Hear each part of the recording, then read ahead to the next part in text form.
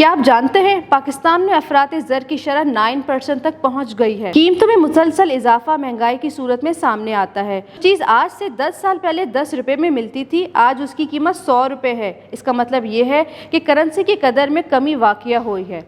कीमतों में इजाफे के साथ साथ जब लोगों की आमदनी में इजाफा नहीं होता तो उनकी क़ुव्वत ख़रीद कम हो जाती है।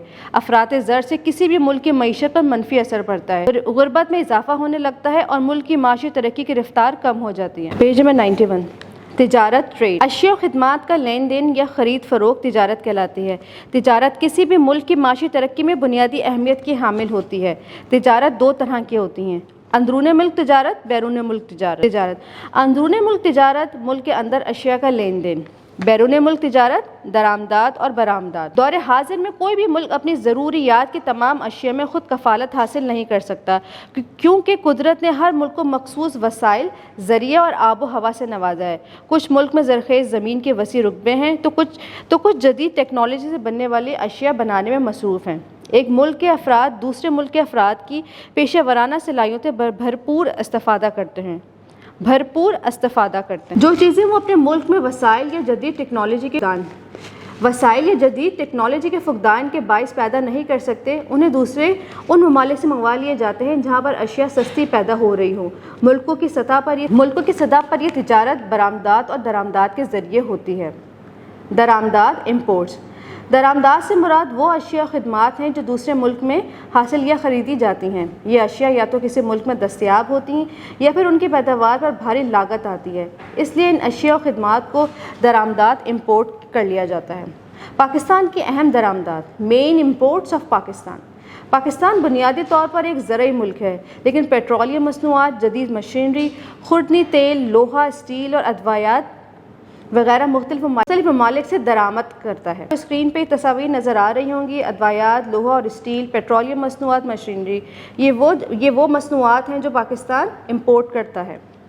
बरामदात एक्सपोर्ट्स, वो अशिया और खिदमात जो दूसरे ममालिक को बेची जाती हैं, बरामदात एक्सपोर्ट्स कहलाती हैं।